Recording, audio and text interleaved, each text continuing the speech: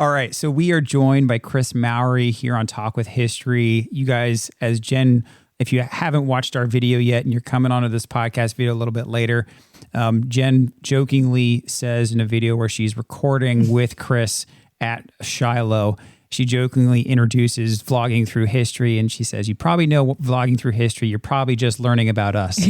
So again, you probably know vlogging through history from his channel on YouTube and our kind of our history content creator circle that we are in. We're on each other's videos every once in a while. Very happy to have Chris. We had the opportunity to go out and meet Chris. Jen did out at Shiloh. So we live in Tennessee, the Memphis area.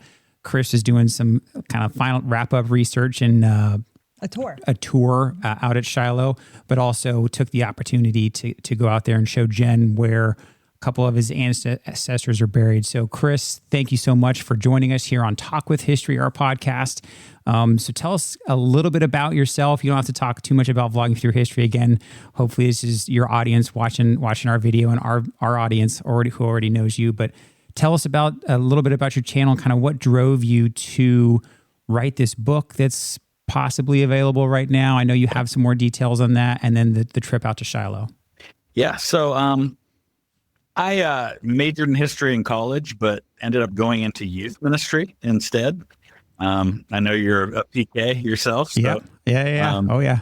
My kids can relate to you, having grown up in that. But I did youth ministry for 14 years full time, and then I actually, for the last 10 years, have been a speaker for an organization called Rachel's Challenge, which was founded by one of the Columbine victims, and we share Rachel's story. She was a person who was known for going out of her way to show kindness and compassion to people, and so we share her story as a way to encourage students to do that. And since I was kind of traveling like part of the year, but then home for about 9 months every year, I was looking for something else to do, and I fell back to my history background and started making gaming videos on a channel called The History Guy. And I would talk about the history behind whatever game I was playing. And, I was playing a game about Gettysburg. I'd talk about the Battle of Gettysburg, that kind of stuff.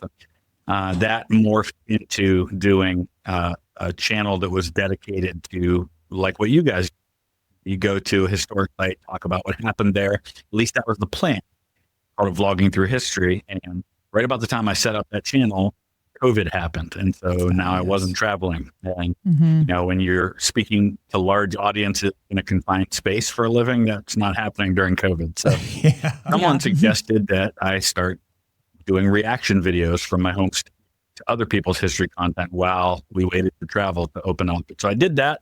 It became super popular and, hit 100,000 subscribers in like 3 months and haven't looked back. Been doing it full time ever since.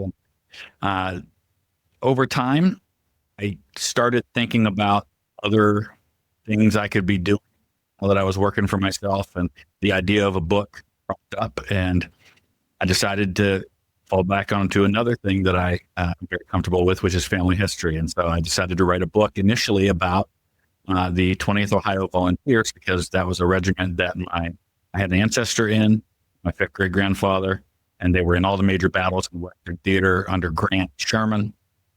And then as I started digging into the story, I realized there was so much there that I could really zero in on one single company. And so I wrote just about Sam's company, Sam, my ancestor, Sam Hughes, and wrote a whole 500-page book just about one company of 130 guys. And that's how we got here. No, I love it. And that's one of the things, is just before we started the recording here, Jen was telling you, hey, Chris, just heads up, Scott's not the history guy, right? So Jen's got her graduate degree in history, but one of the things as I've been on this journey in diving deeper and deeper into history with, folks like obviously with Jen and with folks like you, is how much there is to learn about one unit, one company, one battle. I mean, there's whole channels and podcasts and industries just around Gettysburg. And that's one of the things that I found so fascinating. So the fact that you wrote a 500-page book, just on this unit, I'm not surprised by what I've learned as I've kind of just been diving deeper down the history rabbit hole. Yeah. So interesting, just to give you an example of what's out there when you start digging into a topic is when I looked at the 20th Ohio and you look at their regimental history, it has this one entry where it says that they did garrison duty in Bolivar, Tennessee for a couple of months.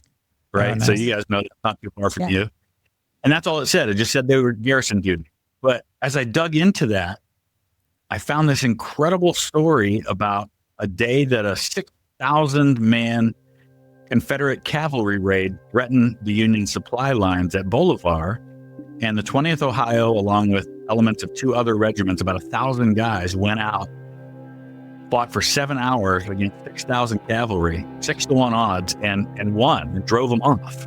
Wow. And none of that was in the regimental history. It just said garrison duty at Bolivar. But in that sentence, there was all these incredible stories about stuff that was going on during that time, little fights that nobody knows anything about. And so that's one of the things that I'm able to do with this book, is to expand on those sentences and turning them into entire chapters of the book, telling, like you said, stories been tapped into. And That's you could so do this cool. 1,000 times over and still not scratch the surface of the Civil War. Yeah. So, Chris, when did you first hear about this ancestor of yours? Like, was this a childhood story you grew up with? No, actually, nobody in my family knew about him. It was one of those things where I was a senior in high school and I got introduced to family history by my best friend's dad. And I started reading, and because the Civil War was one of my main interests, one of the first things I did was try to find out how many of my ancestors fought in the Civil War. And I have this kind of absurd number compared, like, I've researched the family histories of hundreds of people. Wow. And I've never found anyone who had as many Civil War direct ancestors as I do. I'm talking like great-great-great-grandfathers, right? I have 13. That's a lot. Yeah. My ex-wife has one. Oh, I mean, yeah. That's I a don't even lot think more I normal. have one. I might have one. You probably Yeah. have more. I may have. Oh my gosh, I may But have. Chris. the thing is, and what people don't realize is that most of the men who fought in the Civil War didn't fight at Gettysburg, didn't Yeah. fight at Chickamauga or Vicksburg. They were, in eastern Kentucky fighting against Confederate guerrillas for the entire war. They were on garrison duty at some fort that never saw any action. So that's the story for most people. And so what drew me to Sam Hughes then was that he was one of those guys who was in all of those big battles in the Western Theater. He was at Shiloh and Vicksburg and Atlanta and Chattanooga and Kennesaw Mountain, and then the March to the Sea. So I think that was why I was drawn so much to his story, because he experienced a lot of what we learned about the Civil War. He could be in a movie. You could make a movie out of him. Well, my friend JD, who I know you guys know from the History Underground, keeps wanting it to be turned into a TV series, but he hasn't read it yet. So he's going to get his copy in a couple of days in Gettysburg. Nice. I'm going to bring you guys one too. Oh, yes, thank you. yes. We're looking forward to seeing you. So tell me, Chris, like when we went to Shiloh, there was a group of the 20th Ohio buried at Shiloh. Is that the biggest group of the 20th Ohio in one location buried Yes. together? By far. There are, now that I've done the math, I think there are 40 guys from the 20th Ohio buried at that cemetery. Wow. And as near as I can tell, 39 of them died of disease. The disease. Yeah. One died in battle, 39 of disease. One was killed in the Battle of Shiloh. And over the course of the war, the 20th Ohio had 360 deaths, which ranks it one of the deadliest units in Ohio. Ohio had per capita more men serve in the Civil War than any other state. And the unit that had the most deaths had 365. There was one with 363, and then the 20th Ohio was third out of 200 regiments with 360. 270 of those were from disease. And that's the story of the Western Theater, though, especially these units that were camped out at Shiloh for months. That was a disease factory, that location, because you got the swamps there, and it was miserable. And it ended up just killing more guys in that one place in the couple of months they were there than did it anywhere. And more men will die from disease than battle in the Civil War anyway. Yeah. So it's just a good example of that. Right. Yeah. And that's kind of the standard 2-to-1, 3-to-1 disease deaths versus battle deaths. Company H, which is the company I wrote about, is this weird anomaly in that their battle deaths and their disease deaths are identical. Yes, and we talked about this on the video. Yeah. So I did the math. They had 15% of the regiment's battle deaths. They had 5% of the regiment's disease deaths. And I've got a lot of theories on that, one of which is that company came from a different part of Ohio than all the other companies in the regiment. I don't know if there's something about bringing and their background and that kind of thing. The other thing is that I know that a lot of those guys, when they got sick, they were sent home on furlough to recover instead of being kept in a military hospital. And I think maybe that helped too. I don't know if the other companies did that as much as Company H did. That's awesome. So 500 pages. There's always something that you're like, oh my gosh, this is amazing. So what was the thing that you like, oh my gosh, I have to tell this. Like this, this makes the hair on my arm stand up. Like, tell me that. So when I first started researching the book, I found out pretty early that the primary behind the lines scout for the entire Army of the Tennessee, the guy that Grant and Sherman used more than anybody, was a guy in Company H of the 20th Ohio. His name was Lorraine Ruggles. And he wrote a book in 1865 about his experience. And it had endorsements, letters of endorsement from Grant, Sherman, Leggett, McPherson, all these guys that in high command who basically said, if we had a tough job, Ruggles is the guy we asked to do it. Holy cow. And he wrote all of these incredible, little stories that would have been impossible to tell about this company if I hadn't found it. He tells a story from Camp Camp King, which is where they were stationed outside of Kentucky in the winter of 61, 62, about this woman who rides by in a carriage, a civilian, shouts out the window at them, "Hurrah for Jeff Davis." And here they are defending Northern Kentucky, and this woman's cheering for the Confederate president. So Ruggles tells the story about some unknown, unidentified Union soldiers who that night showed up at her house and stole all her chickens. And he heavily implies that it was him and a group of guys from Company H that did it, but he never admitted he's like, to it. I don't know. I heard through the grapevine that. That's awesome. And he tells the story about Manning Force, who was at the time their lieutenant colonel, who showed up the next day. And this woman came to camp to complain, showed up and was inspecting all their tents and looking for chicken bones. And Ruggles basically said, the people who ever did it did a great job of hiding because there was no evidence whatsoever. And so little stories like that. And he tells a story about one time that he was behind enemy lines and he was trying to get his hands on a Confederate colonel's uniform. And he found the body of a Confederate colonel. And when he lifted it up to try and take the uniform off, he let out this air release, freaked him out. And he said, that's the last time I tried to get a Confederate colonel's uniform. Oh my gosh. Oh my gosh. That's so crazy. Little things like that just really add life to the story of Company H that I wouldn't have been able to find. And finding that book, and I have it on my shelf, was just a treasure that really made all the difference. That is a treasure. Now, he's almost like your Dick Winters because you have so much about him. Where's he buried at? So Lorraine Ruggles is buried in Michigan, of all places. Really? Oh, wow. There's a lot of these guys who ended up in the West. I mean, there's guys buried in Nebraska, and, California, Oregon, even in my own family. So my fifth great grandfather, who unfortunately we don't know where he's buried. He's in an unknown grave here locally somewhere. Died in 1868, right after the war. His son was the last living survivor of Company H, and he died in Oregon in 1935. So, all that westward expansion after the war. He was a drummer. Oh, very cool. Well, and that's so neat to hear you say that too, that you kind of found, Ruggles and kind of all these short stories that he wrote, because we've had the opportunity to interview a few book authors, over the course of the past couple of years. And that's actually like a semi-common trend behind books that make it to light. It's somebody who discovers this little treasure trove of information that then you're like, oh my gosh, this is amazing. I need to help share these stories, and this is going to help me create the context around this other story that I had started with, and I discovered this other thing. I think it was the Jeep Show one, and there was some enlisted kind of entertainment specialist that was traveling with Mickey Rooney back in the day during World War II, and he had written down a bunch of his experiences and all that stuff, and that was one of the a book that he put together that he gave to his family that his daughter published. And then this guy found it and he wrote a book about it. And so similar thing that you're doing with starting off with this story of, this unit out of Ohio, and then you discover, hey, they were just on guard duty over here. Nope, there was a whole lot more, behind that for their garrison duty. Oh, and by the way, here's this scout that everybody relied on, and I discovered, all this stuff that he's writing. And so to me, that's a hallmark for those listening or watching of what's bound to be a good book, because that's primary source material right there. Like, life is so often stranger than fiction and more exciting.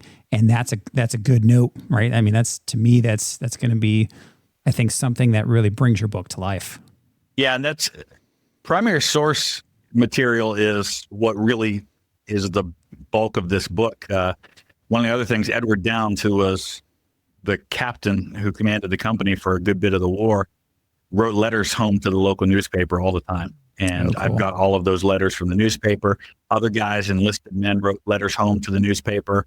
I ended up finding letters that are in existence, like that are owned by family members, that I was able to track down and get just little details. Like, there was a guy, Franklin Rickard, who wrote a letter on New Year's Day, 1862, home, giving all the details about what they were eating in camp and what the experience was like. And he died 3 months later after he wrote that letter. And so, wow. One of the things that I tried to do is, we all love Band of Brothers. I think what attracted people to Band of Brothers was that element of, it's not telling the story of the whole war from the top down, talking about generals and divisions moving on a map.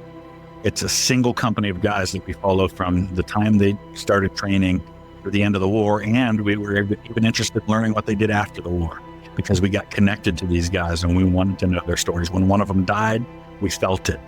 Yeah. And that's what I wanted with this story. And so, for example, in the chapter about their training at Camp King, Franklin Rickard is very heavily involved because of that letter that he wrote. And I'm introducing them. And then the next chapter, boom, oh, by the way, he died at Shiloh. He was one of those guys who died of illness in late March at Pittsburgh Landing. And so right away, it's like that gut punch of I'm getting connected to this guy and reading this letter he wrote to his parents, and he died before he ever fired a shot. Man. And one of the other people who I relied on a lot was a guy named Henry Dwight, who was born in Constantinople, Turkey. His parents were missionaries. They were New England missionaries. And he came home in 1860, had never been in the U.S., grew up in Turkey, comes to Ohio in 1860 to attend Ohio Wesleyan University to get a degree. And the war breaks out, and he enlists in the 20th Ohio. He is a sergeant within a month, and within a couple months after that, it's right around the time of Fort Donelson, he gets a battlefield commission to second lieutenant, and he's transferred into Company H. And not only did he keep a journal during the entire war, but he also did hundreds of sketches and had photographs in his journal. Oh, wow. And so, for example, I'll just show you one of them right here. Yeah. This is a sketch. I don't know how clear it's going to get. Let me try to zoom in and then go out. It's kind of hard to see, but there you go. Got to buy the book. So this is a sketch that he made of the Confederate bodies piled up in front of their earthworks after the Battle of Atlanta. Oh my gosh. And I'll give you another one here from Fort Donelson. Their first experience with the war comes when they are called into the field for the Battle of Fort Donelson. And they're coming down on by the way, here's Lorraine Ruggles we talked about earlier. Oh, cool. Oh, cool. Try to, give you a little view of him. I know. There we go. There we go. Yep. Oh, that's awesome. Definitely an actor could play him. He's got a Christian They're Bale coming down thing. on these steamboats down the river or up the river toward Fort Donelson. They hear the gunfire, but they don't see anything. And then they come around the corner, around the bend in the river, and they see the gunboats firing on Fort Donelson. And Dwight drew a sketch of that moment. Oh my gosh. Yeah, so these little things like that you can try and imagine in your mind what they saw. Or I can just show you, here's a guy in the company who drew what they saw. And it just brings it to life in a really cool way, I think. Oh, Chris, you got such great sources. I really looked out. And that's, like I said, when I started, I was going to write on the whole regiment. And then I found all that stuff. And I was like, no, I can do this on one company. I've got two guys who kept journals. one of them writing all kinds of sketches. I've got like 10 or 12 guys who wrote letters that we have copies of. And even guys in other companies who wrote letters that I was occasionally able to lean into. Like 2 weeks before I sent the book off for publishing, I found a letter from a guy in another company that completely changed a whole chapter of the book. Oh, wow. Because he was writing about, because I knew that their lieutenant colonel and major had both resigned around the same time. And I thought it was weird that the lieutenant colonel, as soon as he finally got command of the company, just up and resigned.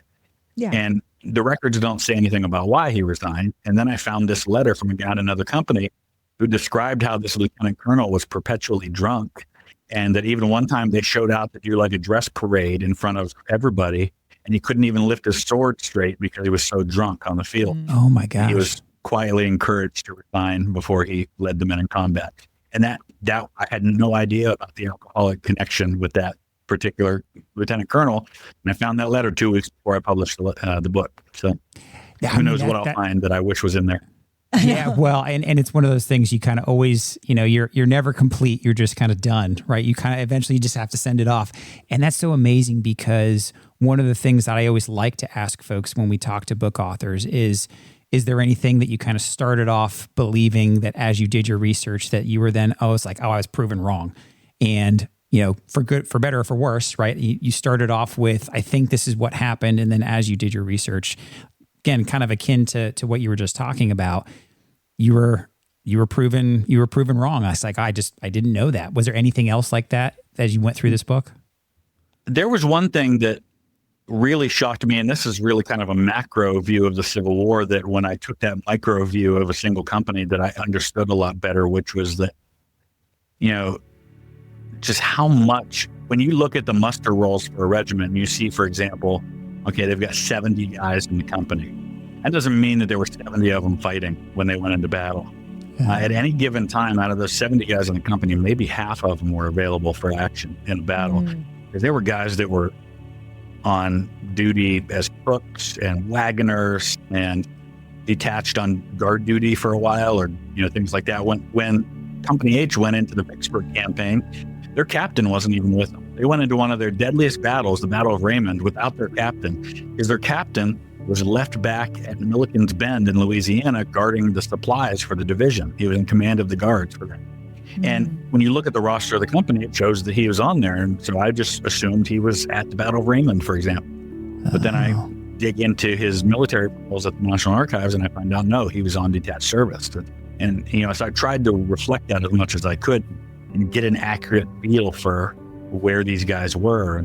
So the one guy who was the company wagoner, I do a whole section in one of the chapters just talking about what his job would have been as a wagoner, what that would have entailed. And specifically, there's this battle. It's part of Iuka in northern Mississippi there. Yep.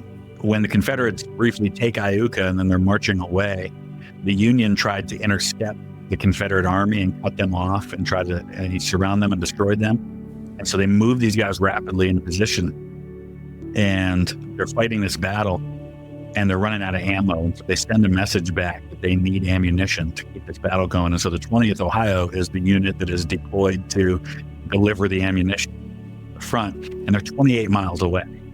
And they cover 28 miles in 6 hours with ammunition for an entire army. And so I looked at that story through the lens of Colgate Bussey, who was the company wagoner, because he would have been the guy driving the wagon that's bringing all this ammunition, and how difficult that was, because they were covering 28 miles in 6 hours when normally you would cover about half that distance in 6 hours with a loaded wagon, because of all the things that can go wrong. Just talked about him taking care of the animals, and all the things and the ways in which his life would have been different than the average guy on the line. So I tried to give a very complete picture of what a Civil War company goes through, just the private fighting on the front lines. That's amazing. I mean, that's almost like a marathon, because it is. Yeah, it's totally a marathon. I mean, obviously they do it in 2 hours, but yeah.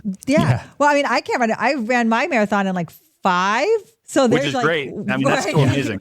I was like, wow, an hour more, and they went 2 more miles than me, and they had ammunition. Wow, Jen, you're really out of shape. And wearing wool uniforms in the South. Wool, carrying all their stuff. Oh my gosh. Well, I hear you say you went to the National Archives. I hear you say, you're writing families and you're getting newspaper copies and letter copies. How long did all of this research take, and where's the farthest place you went to gather information? So I spent 3 years doing the research. Wow. I am a researcher by nature. I've been doing genealogy research professionally for almost 30 years. So I leaned very heavily on online resources for a long time. There's a lot of stuff that's digital. One of the things that's frustratingly not digitized for Ohio, that is for most of the country, are the military records. Mm-hmm. So you have what are called the compiled military service records, the CMSRs, which are these, try to show you a picture of what they look like. But they're like the muster rolls, they're the enlistment forms, they're if a guy had a copy of the leave path in his military record, that kind of stuff. I was holding in my hand, for example, a leave pass that had been passed up the chain of command. And so it was signed by General McPherson, General Leggett, and General Force, and, the company commander and the regimental commander all on one piece of paper. But almost all of those military records are digitized and on a website called fold3.com, except for Ohio, New York, and Pennsylvania. Oh, Three geez. states sent the most men to the Union Army. So you have to go to the National Archives to get them. And in this case, you're talking about they'll bring out the whole cart with the entire 20th Ohio. And so I've got military service files for 1,500 guys. And then I got to dig through for the 130 that were in Company H throughout the war. And then each one of those is going to have 25 or 30 pages in it with all of the records. And so here you go. So here's the cart that had Oh my gosh. all of the, that's the entire 20th Ohio. Yeah. And so for our listeners who are listening to this podcast, so he just showed us basically what you would see Like a library cart. like a library cart, but just big boxes of files. And then this is the envelope that has Sam Hughes military, and inside of that are like 25 cards with all the information. And it tells me if he was in the hospital sick at some point. It tells me when his promotion was. It tells me how tall he was and what he did for a living before the war, and what eye color and hair color and all these physical descriptions. And I work a lot of that into the book too. When a guy's 6 feet tall and he's one of the tallest guys in the regiment, I try to describe that. When a guy is a blacksmith by trade and he gets detached to work at company headquarters, I know he's probably working on the horses and things like that. So just those little details that you can only find by going to the National Archives and sitting in a room for 8 or 10 hours, just flipping through pages. Yeah. So talk to me about that. So first of all, you have to send a request in, right? So they know what you're coming in for. So you can request those to be sent to you, but it's like $80 for a single one, and it takes several months. Yes. So I can go to Washington, 4.5 hour drive, and I can walk in and I can fill out a form. So for those records, it's one form. I fill it out and they bring me the cart with the entire 20th Ohio. You can request an entire regiment at once. For the pension files, which can often be 100 pages or more, and I got into some of those you have to fill out individual forms, and you can only get about 20 of them a day. And you could spend all day going through them. I mean, I in a single day, I got through half of Company H's military files, and to go through all their pensions would take me probably a week. But there's so much there. There's little details. Amos Wright, who was a private, is describing the night that they spent between the 2 days of the Battle of Shiloh on the side of a hill, in sight of the enemy, so they couldn't have fires. And he's talking about how there was sleet falling down. And he says, all I have was this rubber blanket to lay on the ground and try to sleep. And none of us got any sleep. And that was in his pension file. And he was talking about how sick he got from his service. And he talked about this 18-year-old named Theodore Nuremberger, this German kid from Northeast Ohio, who on the march to Shiloh got rheumatism, and he said his feet gave out and he could never walk after that, and he ended up being discharged. So those little details are in pension files. Yes. So you have to basically you have to research all of that. Yeah. You have to take all that time. That means you got to stay there for all those hours, get a hotel. It's a lot. I know when you research, it's an experience. It's and you asked about distance wise. I mean, I tried to go to as many of the battlefields where they fought as I could, because as you know, your understanding of a place changes when you visit that place. Yes. Great example for listeners that I always use with people is if you go to Dealey Plaza where President Kennedy was shot. I don't know if you've ever been there. We haven't done it yet. We still need to go. Dallas, we haven't done. Completely change your perspective on that event when you go there. It's so small. And the distance between like the school book depository window and where Kennedy was hit is so much closer than I realized it was. The distance from where Zapruder was standing when he filmed and where Kennedy was hit was so close. It was like 50 feet. It was so close. And seeing the videos and watching it, you don't get that perspective. And then standing there, you understand it. Going to Shiloh and seeing how broken the terrain is and seeing how uphill the Confederates were attacking helps you understand that battle a lot better. I had to try and see those places as many as I could anyway. So where's the furthest one you went to? The furthest place I went that the 20th went was South Carolina, Charleston, South Carolina. And that's another area that people don't talk about because there weren't really any big battles fought during what they call the Carolinas campaign until they got into North Carolina and fought at Bentonville near the end of the war. But some of the most difficult days for the 20th Ohio was marching through the swamps of South Carolina in January. Oh, wow. Where they're waist, sometimes chest deep in water, holding their guns for hours, walking through these swamps and having to camp in those areas. And there's a description, other place, when they're in Louisiana across the river from Vicksburg, where they're describing how they couldn't even eat their food because the bugs were so bad that you opened your mouth and you flew in. So they would do these things where they would surround a campfire. They would sit around the campfire and then they would surround behind them with cotton bales and they would light them on fire and try to use the smoke to protect them so they could open their mouths long enough to eat. Just little things like that. That's wild. And one of the things that I thought was kind of neat that you talk about going to the location, kind of really understanding it that much more, is when you and Jen went out to Shiloh, the Park Service was doing some controlled burns.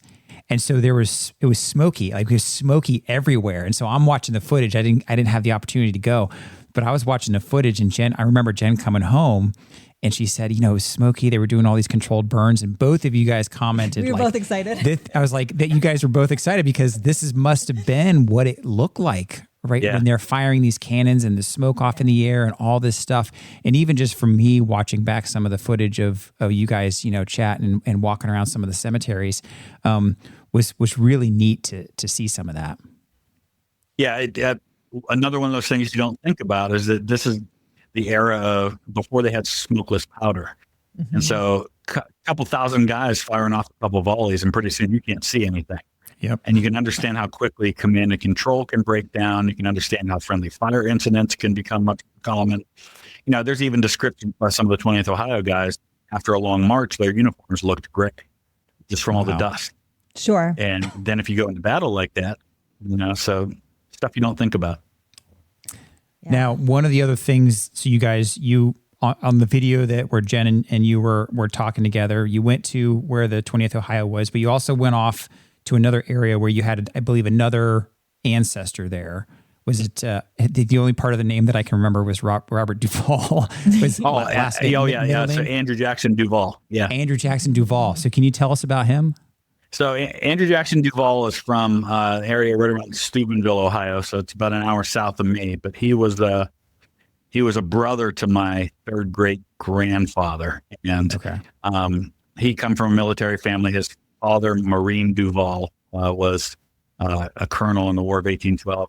He is a relative of Robert Duval. They have common ancestry. That's so cool.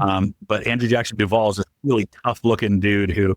I'll try to pull up the picture for you, at least for the people that are on here, who was in the 77th Ohio and was killed on April 8th, 1862. So this would have been what they called the Battle of Fallen Timbers, which was this little skirmish with Nathan Bedford Forrest right after the Battle of Shiloh. The 77th Ohio was involved in, and here's him. I just think he's kind of a tough dude. Yeah. He looks like he could do some damage. Yeah, he was a sergeant, and I did his pension file years ago. And when I got into his pension file and I opened up, there was a letter he wrote to his parents in the pension file. And I thought, why on earth, their son was killed early in the war, why would they give up this letter? And the reason why is because a lot of these guys were sending their money home to their families, to their parents. To support And in them. order to get a pension for your child who was killed, you had to prove that they were financially supporting them. Gotcha. And so they sent this letter into the government because he wrote in there, here, I've been putting some money to help you guys out. And so they had to prove that. So there was this letter written a week before he was killed that I'm holding in my hand, and it was like it was brand new because it had been in this folder for 160 years. It was amazing. It's amazing. That's so cool. It's amazing. Like, it's just amazing. The sources are there, right? They're there for you. You just have to There's go so find much them. out there. Yeah. Like I always say, like people, we're history content creators, and people are always, more content creators are coming, and they're always asking me, well, I feel like it's saturated. I'm like, yeah, but there's still a lot of history that needs to be seen and done. So you're fine. Don't worry. Right. So, and I think that's one of the things, and you guys know this too, is you try to find the angle that hasn't been given, or the lens through which to view. Because even at the big events that everybody talks about, there are still unique ways to tell those stories. So I'm telling the story of Vicksburg, which lots of people have written books about Vicksburg, but I'm looking at Vicksburg through the lens of one company, and their experience was different than other companies. They were right in the center of the line, and I was all excited to tell the story of them witnessing the surrender, because the surrender happened right in front of their position. If you go to the spot where the 20th Ohio was positioned at Vicksburg, you can see the marker for the surrender site. Yeah. But they weren't there anymore. Through researching the book, I found out that 2 weeks before the surrender, there was a rumor that Joe Johnston was back in Jackson, Mississippi, gathering an army. And so they put together this group called the Army of Observation to go keep an eye on Johnston so he didn't attack them from the rear. And the 20th Ohio was the only regiment in their division that was pulled out of the line to go be a part of this Army of Observation. So they didn't even get to see the surrender. Oh, so, man. before I wrote the book, I didn't know that. I just went there. I saw the marker for where they were stationed and assumed they saw the whole thing. And they didn't. Yeah. And everybody's experience was different. That's so cool, though. So tell me, what's the title of the book? How can we get it? I want to know all about this. I can't wait. Yeah, so it's Trumbull County Boys, and I'll show a picture here. This is my author's copy, and so there's a line in the middle of it that says "Do not which sell," won't be kind of there thing. in your copy when you buy it. Yeah. This picture, for those who are watching the video, is actually a picture of 4 sergeants from Company H. It was taken in Memphis in January of 1863. And this guy here, this is William Downs, who was the first sergeant, ended up in Andersonville for 9 months of the war, was captured at Atlanta. And then this guy up here, this is Eleazar Quackenbush, who has an amazing name. And he was actually mortally wounded at the Battle of Atlanta. Him and his nephew both were sergeants in the company. They were the same age, but it's called Trumbull County Boys because the company was raised in Trumbull County, I grew up in Trumbull County. And Edward Downs, the company commander, who wrote a lot of these letters home, would often refer to them as the Trumbull County Boys. It was what he called them. And so I just thought it was the perfect name for it, even though they didn't all county, most of them did. That's how they got referred to in letters. TrumbullCountyBoys.com is the website. You can actually get an autographed copy of the book, hardcover copy of the book there now. It also has a sample chapter of the book you can read. It has a breakdown of every chapter, of what you'll be reading about in each chapter, so you can see what the whole story is. And then I've got photos of as many of the guys as I found photos from the company, so you can kind of learn, get to see their faces and learn who these guys were a little bit. It's also going to be available on Amazon. The release date is April 6th, though. By the time people watch this, there is a chance that it's available on Amazon already, both hardcover and paperback. But if you want to get that signed copy, you can do that now on TrumbullCountyBoys.com or just watch for it on Amazon. Very cool. And of course, Vlogging Through History. You can still see you on YouTube. And we will have a collaboration video coming out soon, so people will learn about me. No. I want as many people as possible to follow you guys. And one of the things I just love, Jen in particular for you, is that I say this all the time. We need more women doing history. Thank you. We don't have nearly enough women. my channel, I look at the demographics, my channel is 92% male, the audience. So we need women telling these stories from a woman's perspective. And of course, you guys both have the military perspective as well, which gives you a unique lens through which to view all of this. And I think it's needed. And I love what you guys do, and I love watching your channel. And I love that we're going to get to hang out, all of us, the three of us, plus some other friends in Gettysburg in a few days. I'm super excited. Thank you, Chris. I mean, that's one of the things I love about being a history content creator. We've all helped each other, because I think historians, like, the authenticity of your book, the authenticity of real people's lives, being there, what they went through, what they ate, what they saw, what they drew. We understand, even telling these stories, the authenticity of it. And so I think we see like kindred spirits in each other. And so, working together is always a treat. And I was very excited to be able to meet you and to tell this story. And I'm looking forward to the book and then seeing you next weekend too. Yeah, well, for our listeners and our watchers, again, thanks for hanging with us. If you guys want to find the book, remember it's called Trumbull County Boys at TrumbleCountyBoys.com, or you can look it up on Amazon.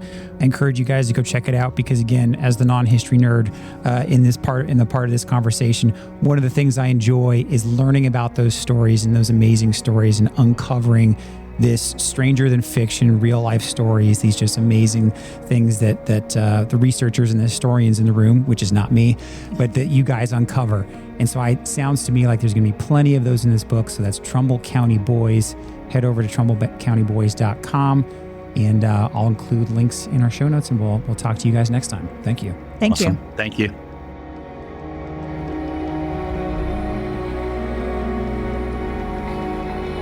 This has been a Walk with History production. Talk with History is created and hosted by me, Scott Benny. Episode researched by Jennifer Benny. Check out the show notes for links and references mentioned in this episode. Talk with History is supported by our community at thehistoryroadtrip.com. Our eternal thanks go out to our lifetime members to help keep us going.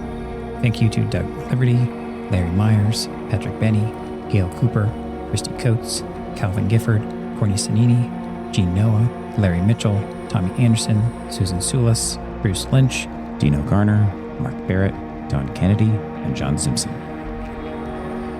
Make sure you hit that follow button in that podcast player, and we'll talk to you next time.